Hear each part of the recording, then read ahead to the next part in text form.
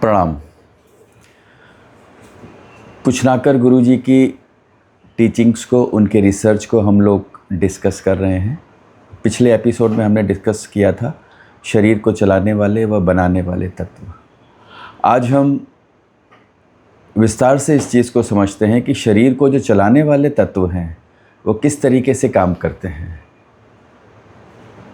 शरीर को चलाने वाले तत्व मन, विचार, बुद्धि, ऊर्जा, आत्मा। जब शरीर को बनाने वाले तत्व और में से शरीर के चलाने वाले तत्व जब निकल जाते हैं तो आदमी मृत कहलाता है। तो पूरा का पूरा जो दारोमदार है वो शरीर के चलाने वाले तत्वों के ऊपर आ जाता है। किस तरीके से ये वर्किंग करती है? मन में विचार आते हैं, बुद्धि उसे फिल्टर करती है, उसे छानती है, उसी से ऊर्जा पैदा होती है। मन में विचार आया, बुद्धि ने उसे फिल्टर किया, उससे ऊर्जा पैदा हुई। वो ऊर्जा हमसे श्रम करवाती है और उस श्रम को करने के बाद ही हमें उसका श्रम फल मिलता है। वो श्रम पैसे के रूप में भी हो सकता है, इनाम के रूप में भी हो सकता है, किसी उपाधि के रूप में भी हो सकता है, किसी गिफ्ट के रूप में भी हो सकता है। पॉजिटिव विचार अगर बुद्धि ने फिल्टर किया है तो हम उन्नति की ओर आगे बढ़ते हैं, विकास की ओर आगे बढ़ते हैं। अगर नेगेटिव विचार को बुद्धि ने फिल्टर करके एग्जीक्यूट कर दिया है तो हम नीचे की ओर अर्थात पतन की ओर जाते हैं। तो पूरा का पूरा खेल जो है, पूरा का पूरा दारोमदार जो है वो बुद्धि के ऊपर निर्भर हो जाता है कि बुद्धि आए हुए विचार को बुद्धि रिजेक्ट करती है या एग्जीक्यूट करती है। ये पूरा का पूरा डिसीजन बुद्धि को ही लेना पड़ता है। अगर रिजेक्ट कर दिया तो वो ऊर्जा उसकी नहीं बनी, उस समय ख़त्म हो गया। मन में विचार आया कि हमको ये चीज़ करनी है, बुद्धि ने कहा नहीं, रिजेक्ट, तो उसकी ऊर्जा नहीं बनी।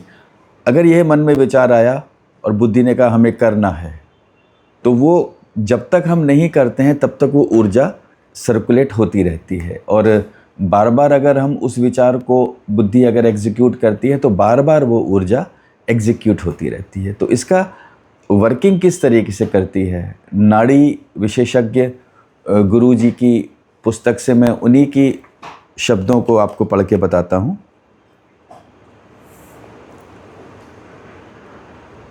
गुरुजी लिखते हैं कि इसी सिलसिले को आगे बढ़ाते हुए जब हमने एनालाइज किया तो पाया कि जैसे ही बुद्धि ने एग्जीक्यूट किया विचार को, कर्म दिशा जैसे ही निर्धारित की, जैसे मन में विचार आया और बुद्धि ने दिशा दिखा दी, तो जैसे ही बुद्धि ने कर्म दिशा निर्धारित कर दी, हमें उसका कर्म फल और मिलने का एक समय गुप्त चित्र के रूप में नाड़ी में अंकित हो जाता है। मैं आपको दोबारा बता रहा हूँ। जैसे ही बुद्धि ने उस विचार को निर्धारित किया कि ये करना है, तो उसी समय उस विचार का कर्म फल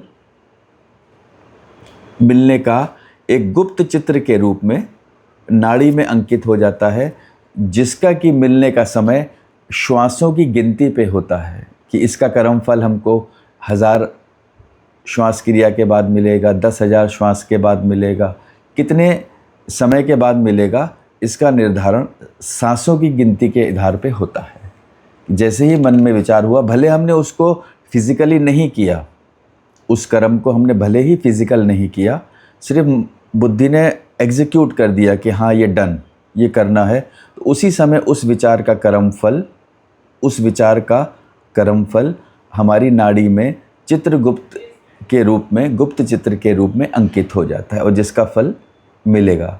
हम कई बार ये सोचते हैं कि ये हमने कार्य किया नहीं, हमें कैसे हो गया, भले ही हमने फिज़िकली वो हमने नहीं किया, भौतिक रूप से नहीं किया, लेकिन मन में जो विचार एग्जीक्यूट हो जाते हैं, बुद्धि जो डिसाइड कर लेती है, वो हमारा कर्म हो जाता है। ऐसा गुरुजी ने अपनी रिसर्च करके हमको इस पुस्तक में लिखा है।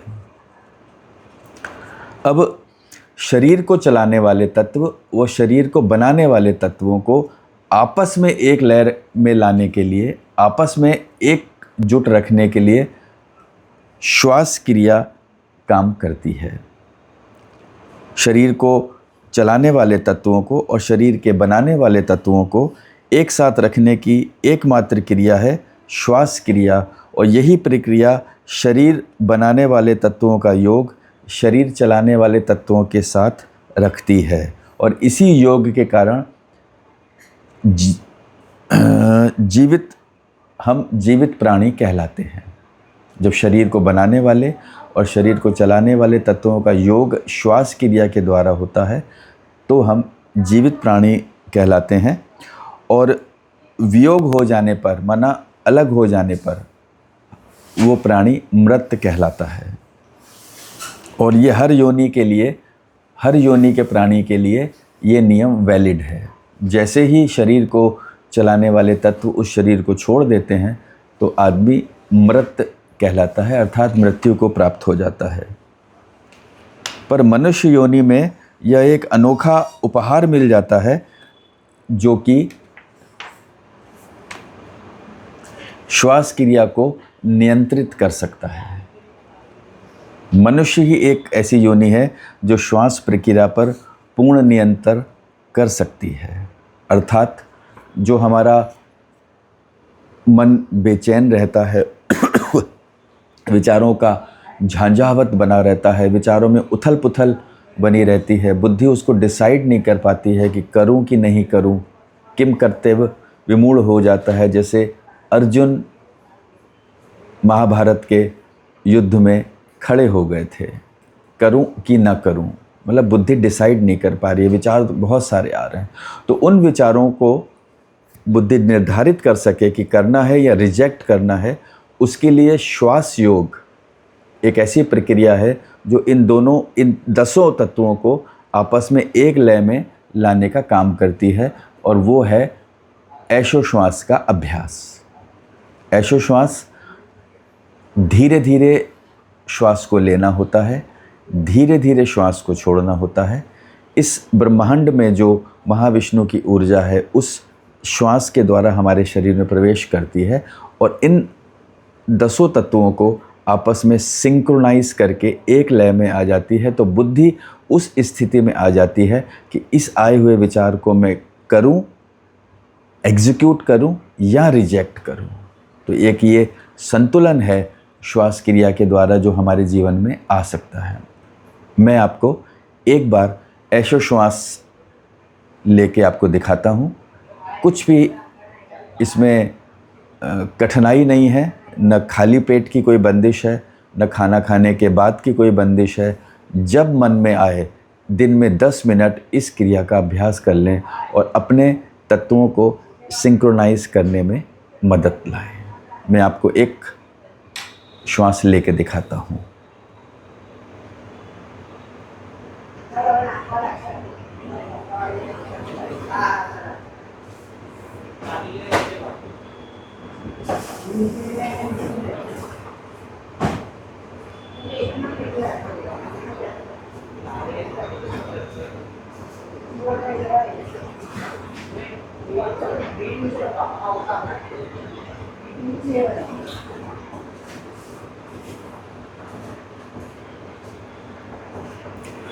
जैसे मैंने हाथ ऊपर किया, मैंने श्वास लेना शुरू की और जब लगा कि अब श्वास और अंदर नहीं जाएगी तो मैंने कोई हठ नहीं किया, सांस लेने में कोई ज़बरदस्ती नहीं की।